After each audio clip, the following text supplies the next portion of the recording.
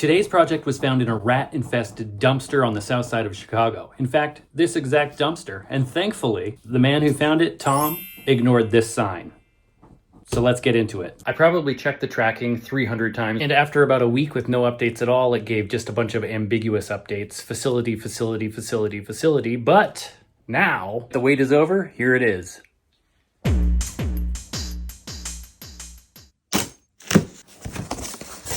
Ooh, box in a box. Fancy.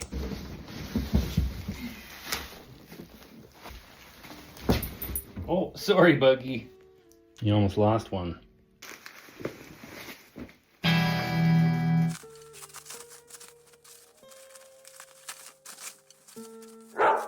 big reveal. Ta-da! Oh, wiring harness is still in there. That'll help us date it. Ooh, look at the mahogany, flamed. Now, under here is the reason this was found in a dumpster. Yeah. I could use this to dust some vamps. Y'all ever watch Buffy? I believe this is a 1964. I have no idea. One sec. Yep, it smells like a 64.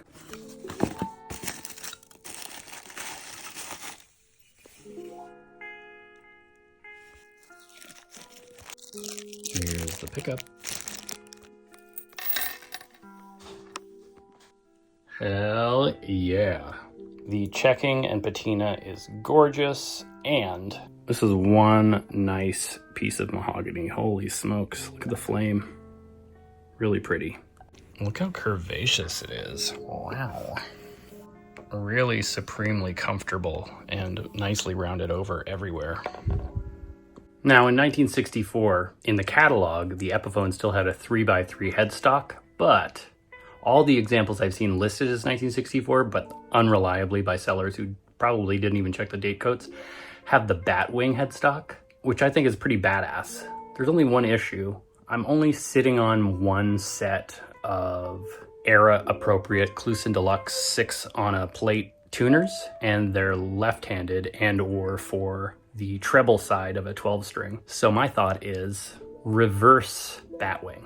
And, you know, I'll use a traditional joint, but the only way I can cut through this is pull off the fretboard and pull out the truss rod so that I have access. Now listen, I know the internet is full of lies and made up stories, and a lot of people are gonna be like, no way someone threw that away, who would be so stupid? I guess you've never been, you know, perhaps evicted from your south side rat-infested house in Chicago and just need to get rid of shit like a guitar with a broken headstock, a bunch of mold, and covered in piss. That's just one example, but there are many examples why somebody would throw away guitars, especially one like this. And today, we are going to make it whole again. And after this video is done, if you want to see another Gibson that was thrown in the trash, I have another video that I will link at the end of the video. The frets look okay. Plenty of meat, not a ton of wear. The body, beautiful mahogany. Let's see if we can decode these pots.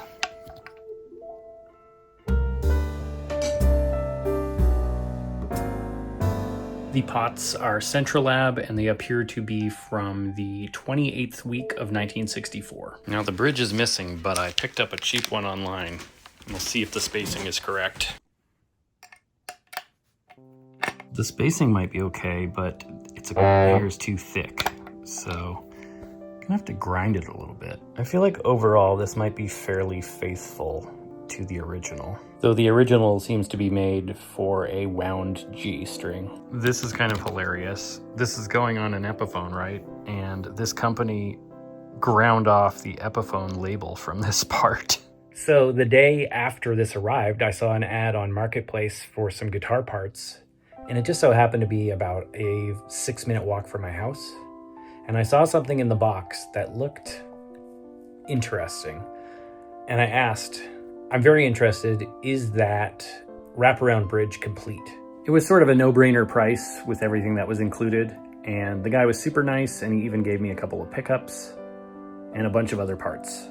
Looking further into it, turns out the bridge is very likely the exact correct bridge for this 64 Epiphone Olympic.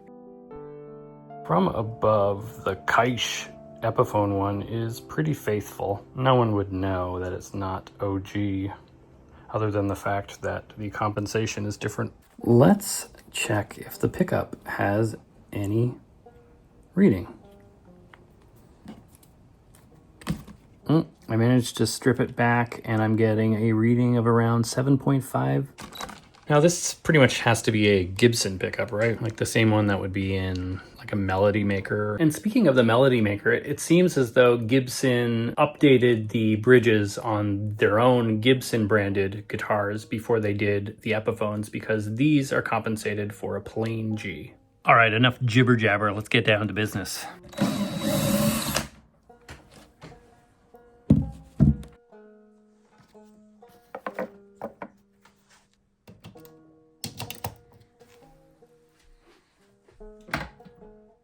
Can't find my favoriteest splitting tool, but I've got a few minutes while that heats up to look for it. That's why I'm wearing my safety boots. Usually it's in my main daily use drawer. It's not there. Things are getting hot, so I'm gonna have to bring in the B team.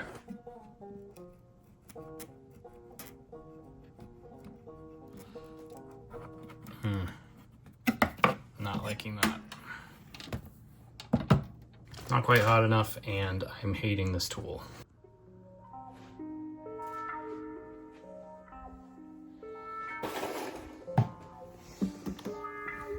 So I'm just gonna keep cleaning up till I find it.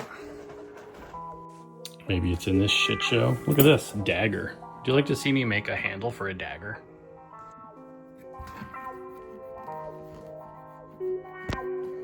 Man, I got some good glue. That spackle knife isn't working. I might have to bust out this Edwardian knife. I've kind of bent the handle using it in the past.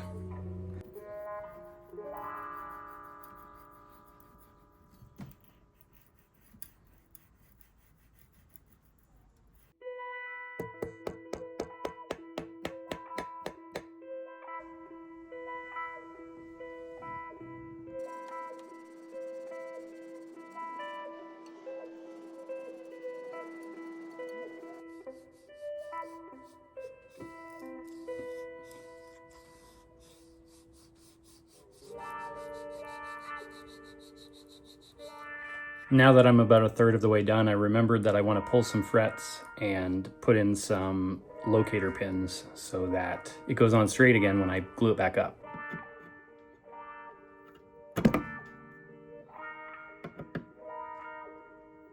Gosh, they're in there good.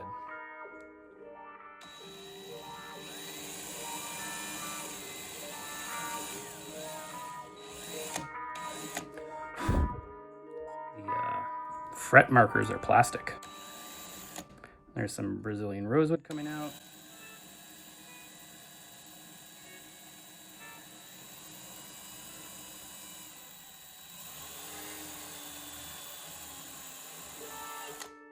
And a little bit of mahogany. So hopefully those will suffice as locator pins, and then I will either replace the inlays on the 12th fret or just plug the centers and have some sort of like abalone or MOP in the middle.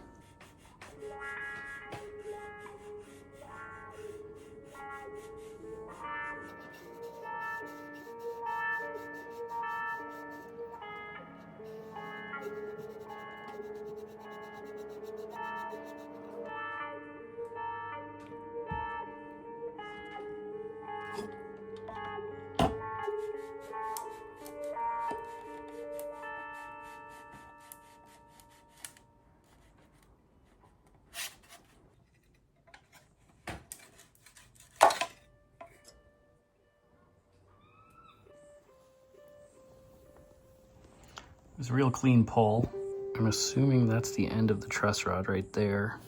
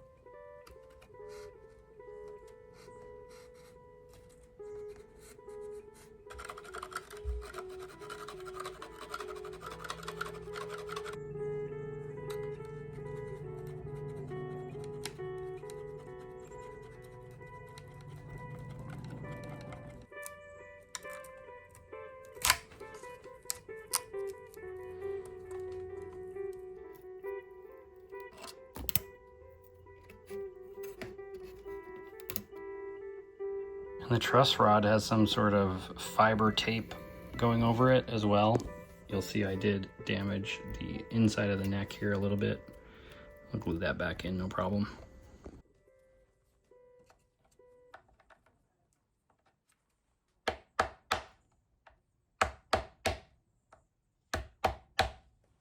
Dang, it's in there good.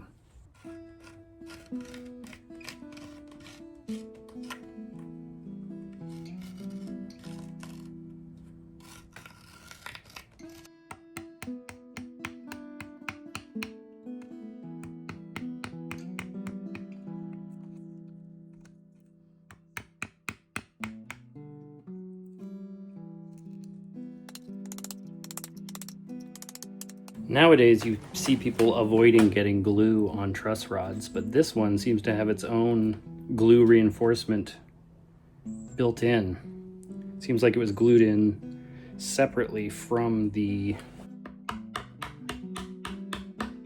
what would you call it? Anyway, a whole lot of glue holding this thing in.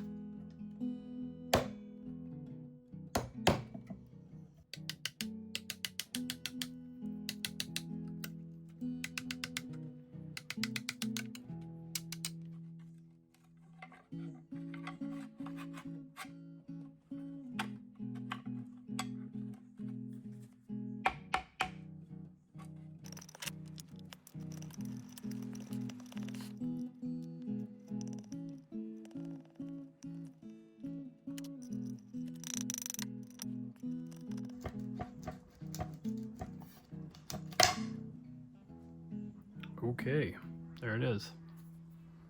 Well, that was definitely more strenuous than I expected. Next up, I'm just gonna glue the mahogany pieces back in that came out, and then we'll look at how we're gonna cut this puppy.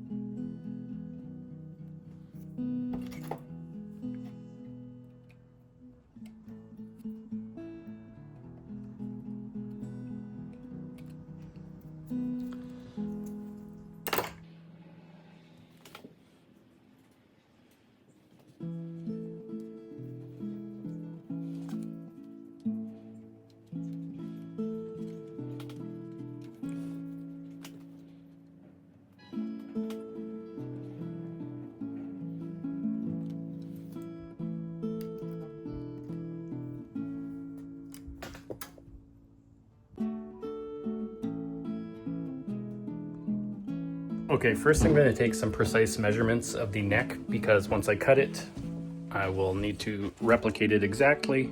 Gibson tilts their headstock back at 17 degrees, whereas the Epiphones were tilted back at 14 degrees. I took a measurement of the tiny little tab left on this neck, and it looked more like 10 degrees. So I'm going to choose whatever's going to work best to cut the least amount off the existing neck. That looks more like 12 and a half. Boogie, is that 12 and a half? And then I would cut the neck at the angle and distance required to get rid of all of the damage. Assuming I'm using this right, it's more like a 15 degree to grab and remove all of the damaged material. But now it comes down to what saw I use and what jig I use to make sure I get a straight cut. I think I'll have to make a freestanding jig because the neck is attached to the entire body. And you can't exactly run that smoothly through a bandsaw.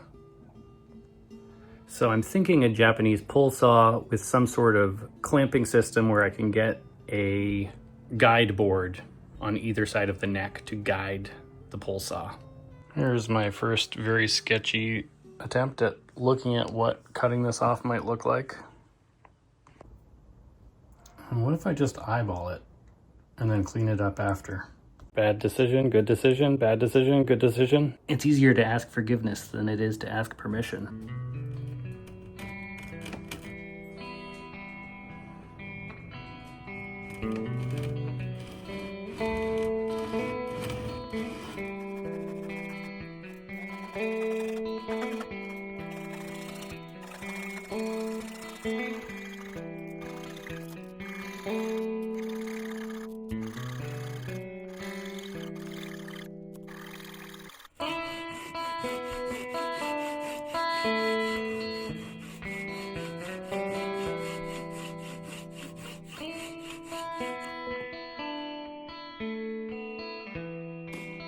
Not too bad. Nothing went too astray. It's pretty much symmetrical, which means I cut in a straight line. You can see there's a little bit of drift. So just a little cleanup. Obviously there's a little bit of damage still left. So maybe we'll go further, maybe we'll glue that up. I ended up around 15 degrees, which is great.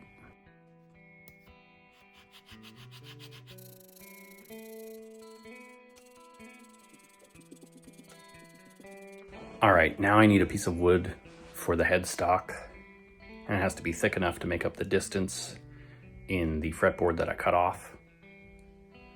Hopefully this piece is wide enough. It looks pretty close. I wonder if I should print out a full-sized headstock template. And as I say that, I'm pretending I know how to do that. I actually had a dream last night that 3 homeless people were sleeping in my wood room when I woke up in the morning. I don't have to use mahogany. There's a good chance I'm going to use black paint to blend the headstock into the neck. And I'm gonna paint the head plate black as well. So I brought in a giant piece of koa, a couple other pieces of mahogany. This piece looks like an Asian mahogany, but I don't want to end up too narrow. All right, I tried a bunch of crap to try and print out a template or even laser cut a template, and I failed. I just don't have enough experience doing this stuff, and I don't have Photoshop and yada, yada, yada. So I'm just gonna glue on the mahogany and draw it on by hand. And looking at the gap here, that's actually thick enough. So thickness, I don't need to worry too much.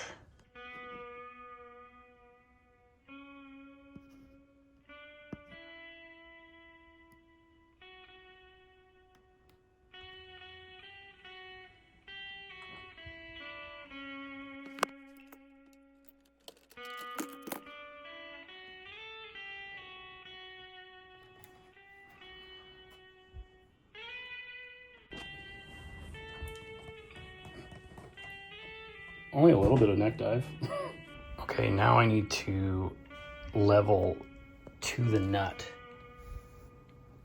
this situation here. But I don't want to bother leveling the entire thing, so I'm going to cut off the wings up until the nut.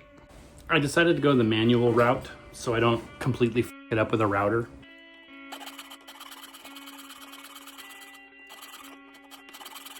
And yes, it will take forever.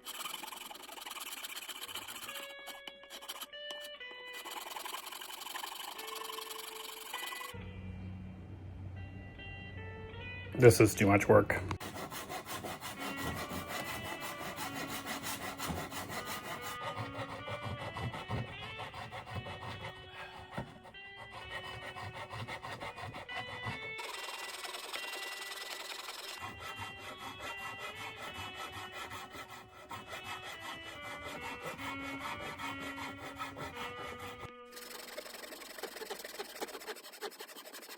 All right, this is a pain in the ass to saw, which actually I take as a good sign, which means this mahogany is extra hard. And I know I said it was an Asian mahogany. It looks like a lot of Japanese guitars from the 60s.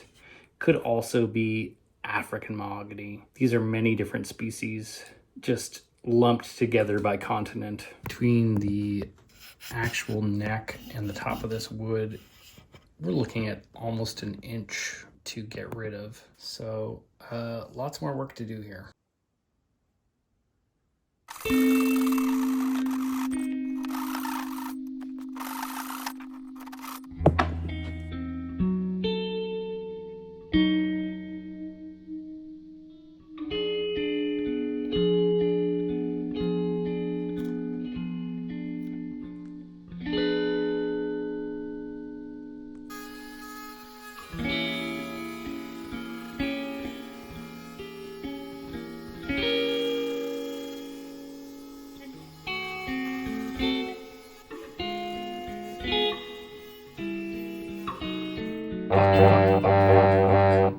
That side of the jig started to slip and went low. Machines. Flew too close to the sun. That's pretty disastrous.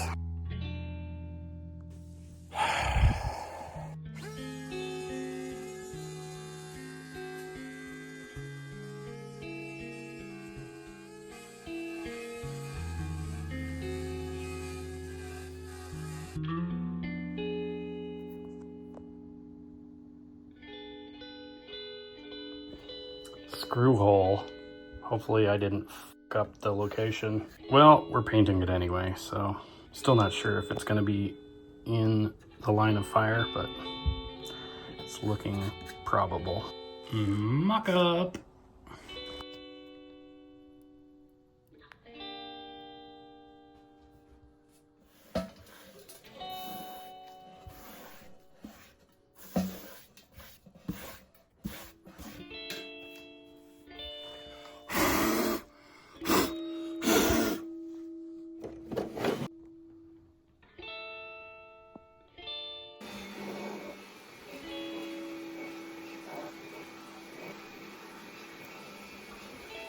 Wanna go for a walk?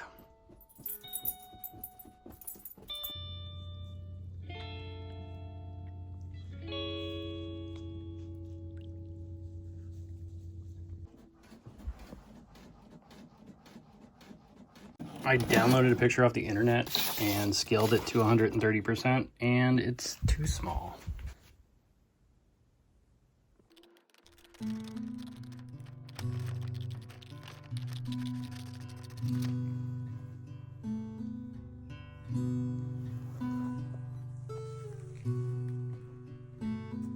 And of course the stupid screw hole is underneath of that, though I think it is slightly oversized. All right, I tried 143%. Looks like I'm running out of ink already.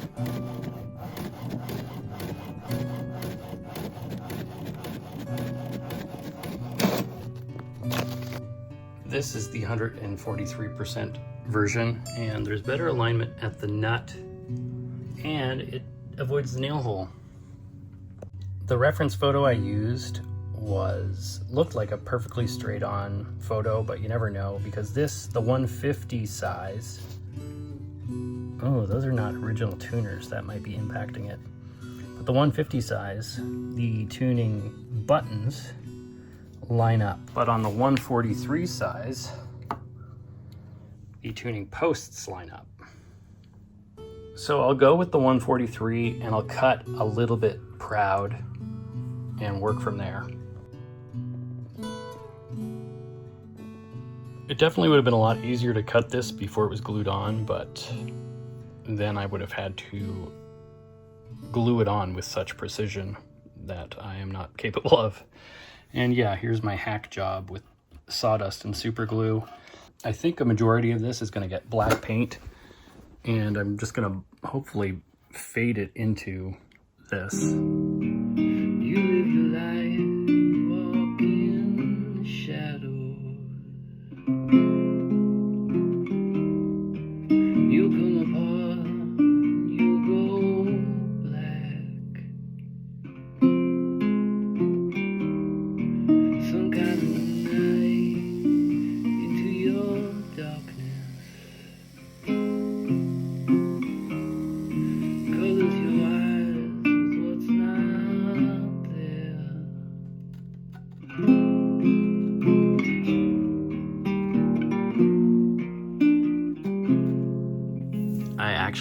up leveling this area and patching it with rosewood. It is kind of trashy, but at the end, this is just going to look like a continuation of the fretboard, and this will allow me to perfectly level out the area that I screwed up.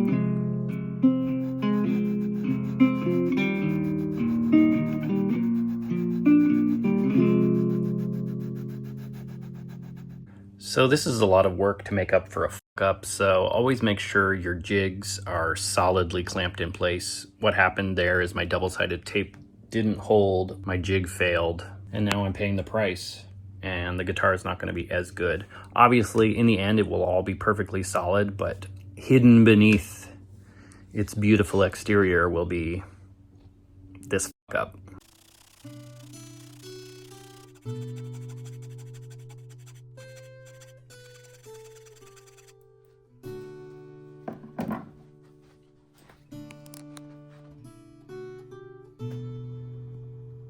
It ain't pretty, but it's gonna be hidden.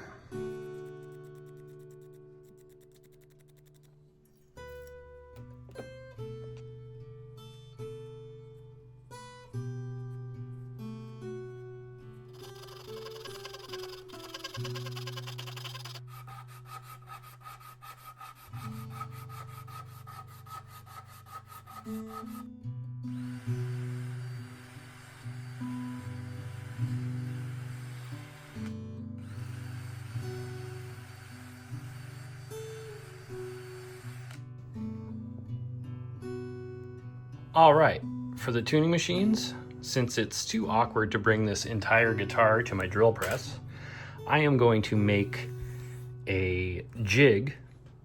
I'm going to pre-drill all 6 holes into a piece of wood and then double-sided tape that wood to here and use as my guide to make the holes go straight through.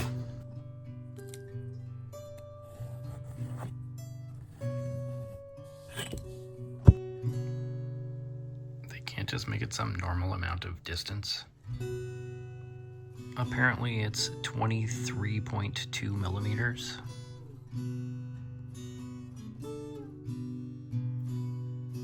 I tried to drill a test hole and it tripped the circuit. Let's see if I can. You see I've got a barrier set up here so they'll all be the same depth, but it looks like I'm a little inside the line. Test 2, dead center.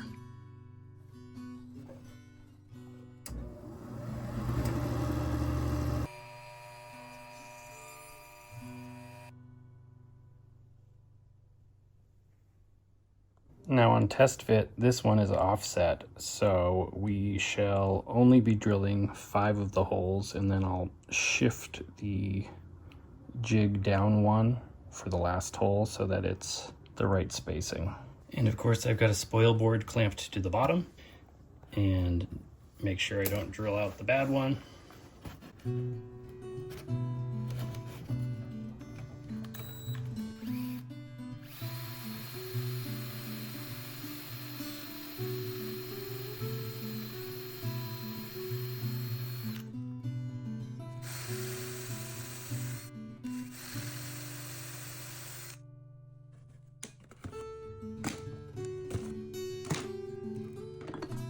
I shifted it down 1. Hopefully this all goes smoothly.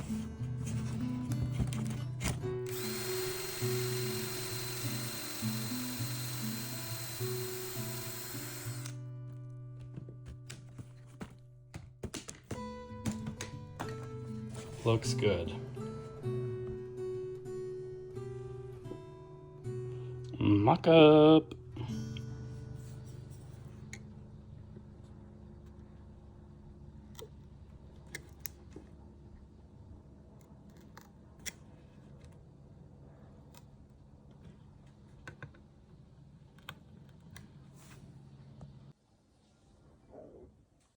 This screw hole is right on the edge.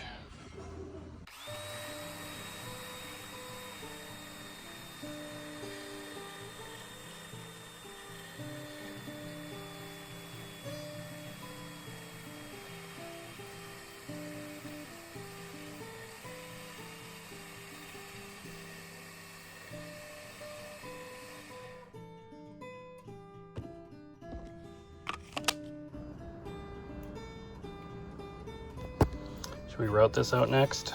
After that first disaster with the router, I'm kind of worried.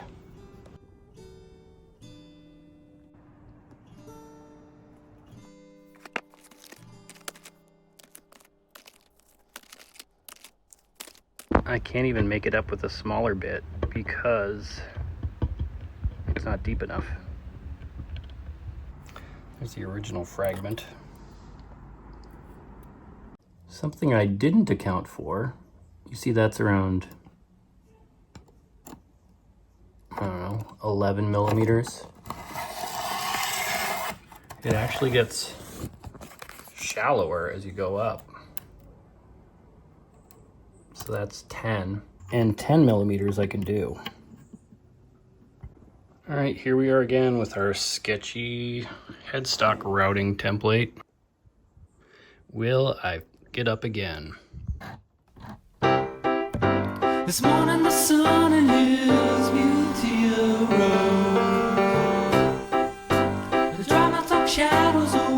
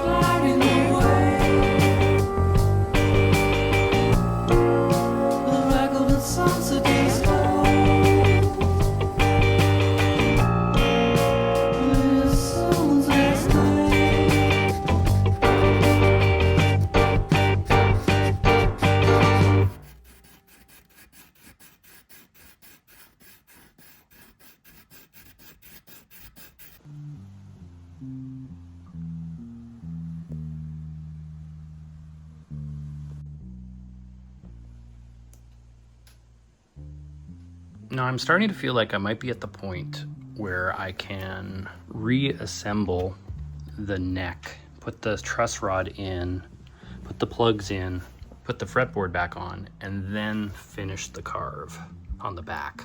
Because you don't want to have a gap on your fretboard near the carve. That would be clumsy. So I think that's what we're gonna do.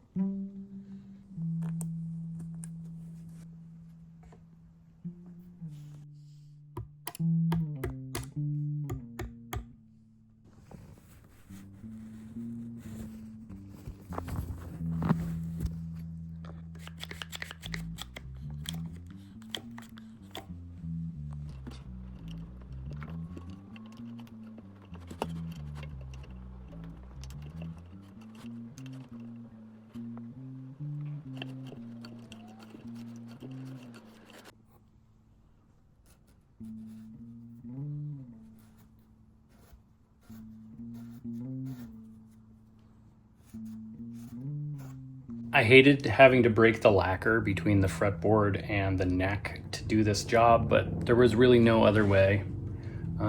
Next up, wait for this to dry, carve the rest of the headstock, and then probably go black on the headstock. 3 hours later.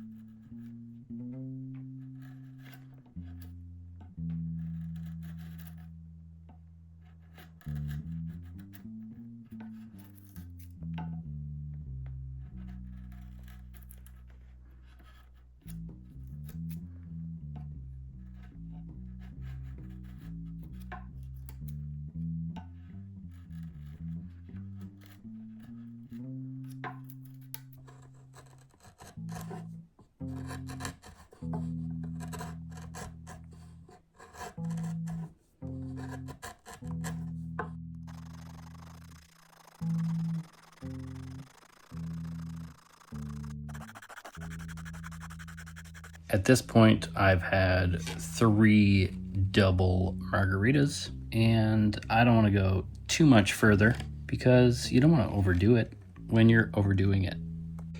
So, we shall continue in the morning.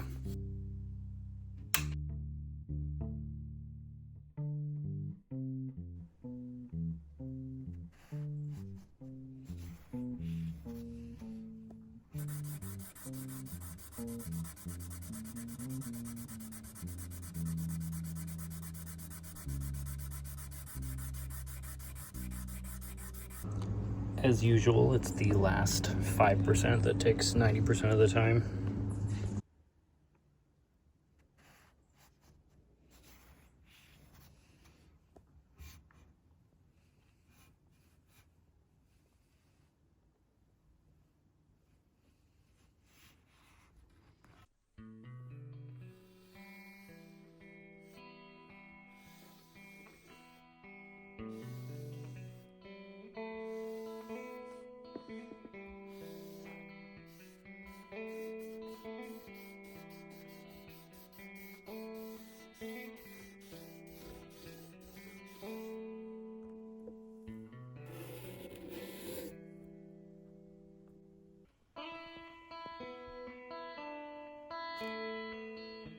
Dialing in these final curves is all about dramatic lighting. I may even have to wait until nighttime to get it fully done.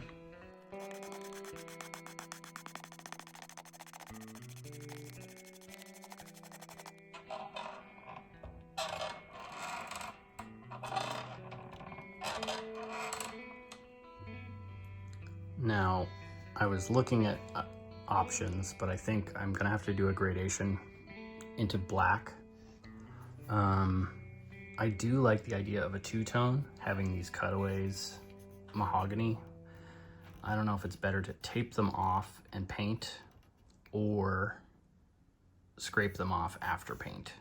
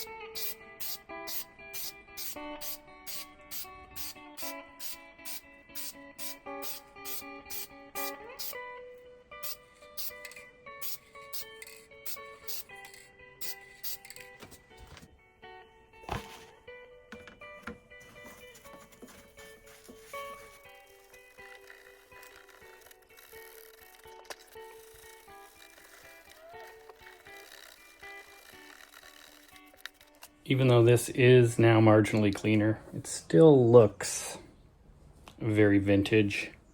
very pissy. Oh well.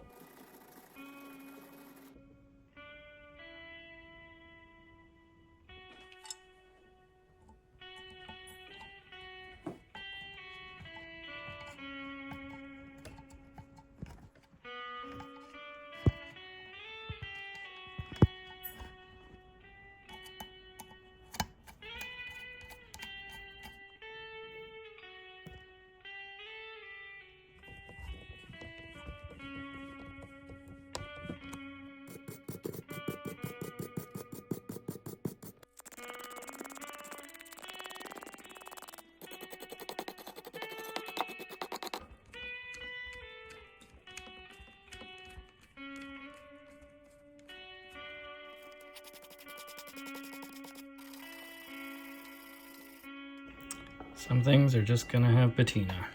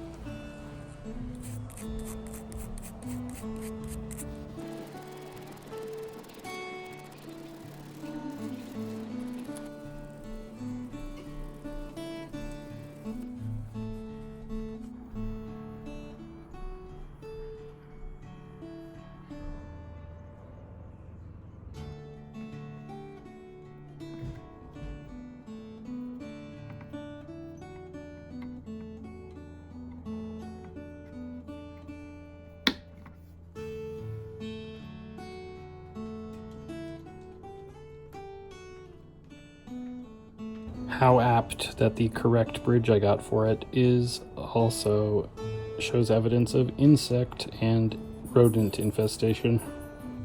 Because one of these screws is broken, I need to find a third. The first one I found has approximately the same head and headwear, but is shorter. I think it'll be fine, but I will keep looking.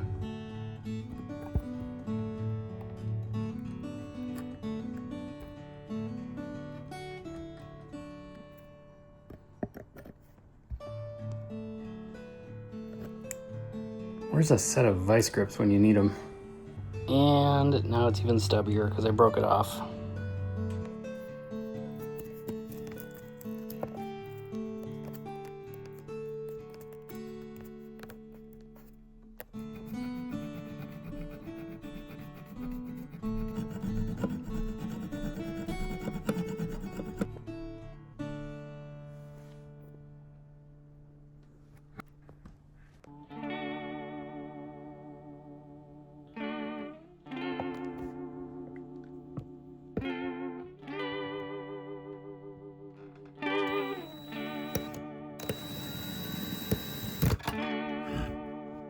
Do we really need 3 screws?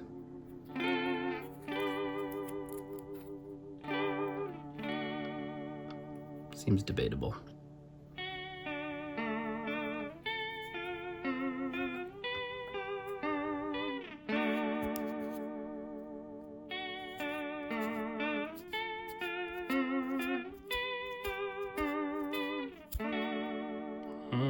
Could be shiny.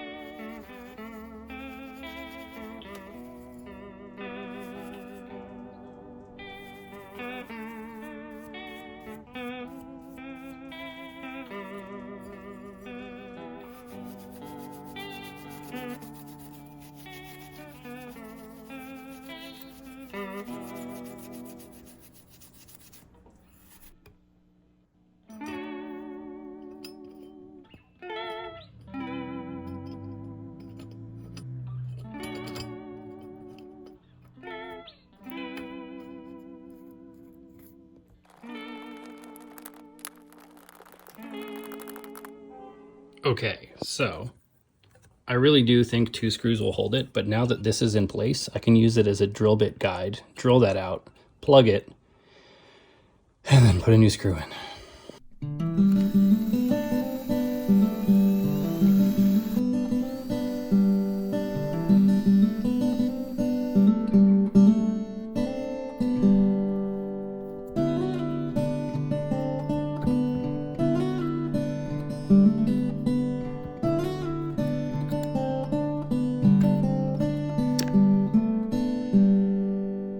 Well, you said you weren't wrong. You were right all along. In a world where nothing means anything at all.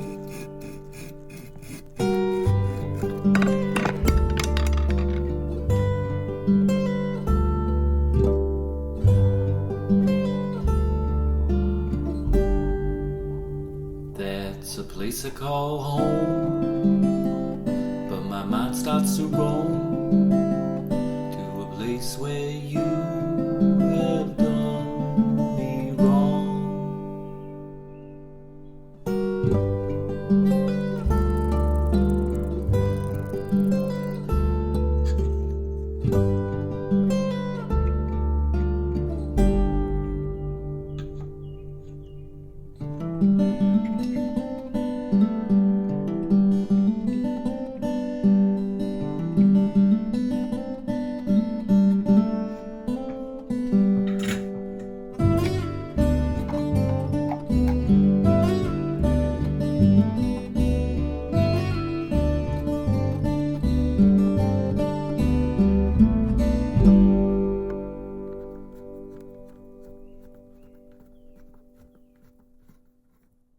I was kind of pissed off when I saw this third strap button hole, but it turns out that's how they came.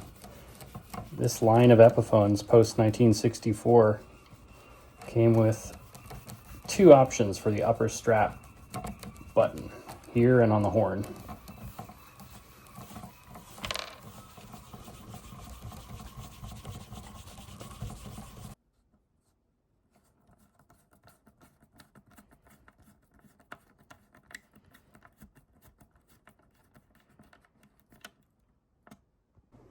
Now this may sound lazy, and it is, but I'm not doing clear coat on this. I simply don't have time right now. And yeah, I don't have time to wait for the lacquer to dry because I gotta get on with my life. Plus, I'm pretty sure I saw an example online with an open grain structure. And for the 2-tone headstock, I decided I would do just around this rim to each corner here and leave this part black.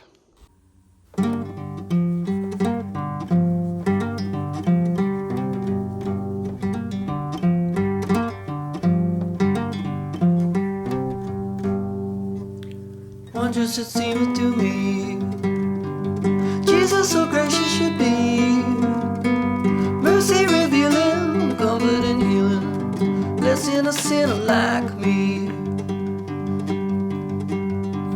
Heart of mine could never know, Jesus such peace could bestow. Dear my dear Savior, show me his favor, cleanse my heart whiter than snow.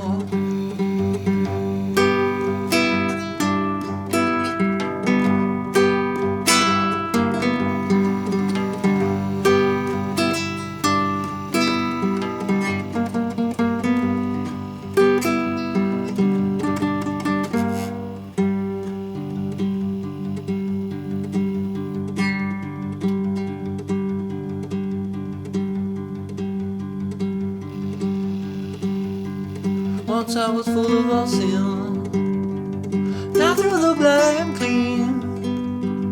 Willing to save me, pardon he gave me, and I'm happy with him. Long I resisted his grace, in my heart gave him no place, but Jesus, I mean, Delia brought me Benetton taking his face.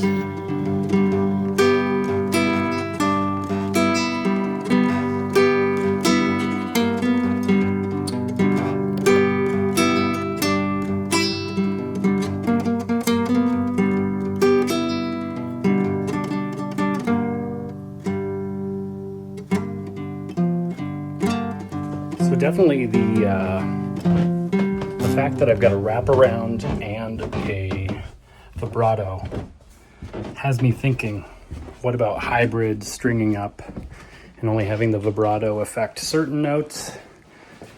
Definitely it would be cool for somebody who's very talented, but might just be wonky for somebody who's not.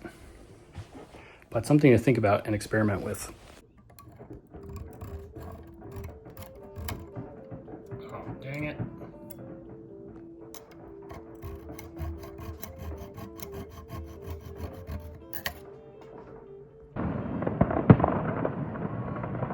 Trying to work.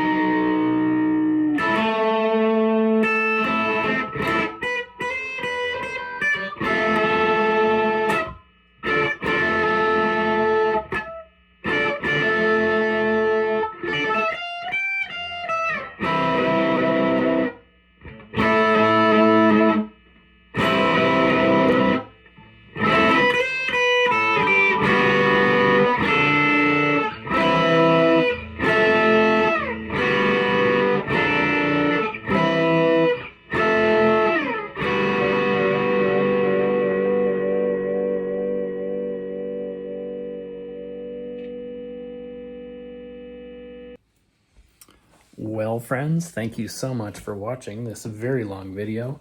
That guitar, despite a few minor setbacks, turned out wonderfully. Very happy to have it in my collection, very happy that it's back in playing order, and very happy that you watched along. If you made it this long, please subscribe if you're not. It helps out the channel a lot. Speaking of helping the channel, thank you to everyone who's a Patreon patron. Thank you to all channel members. Thank you to everyone who bought my album on Bandcamp. And there's plenty more cool projects coming, so look forward to that. See you next time.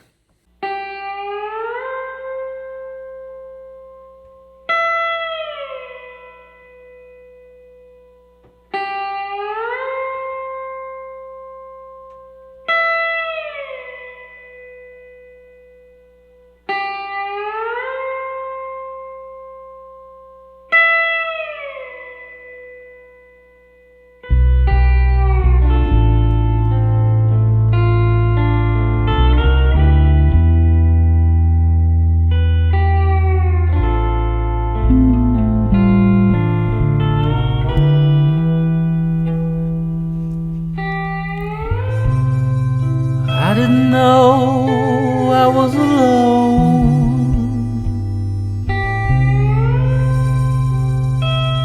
until you were there.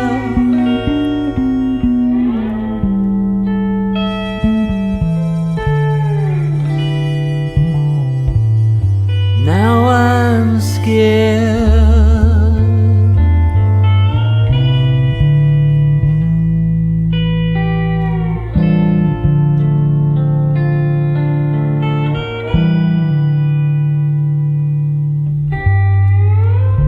You said put your fear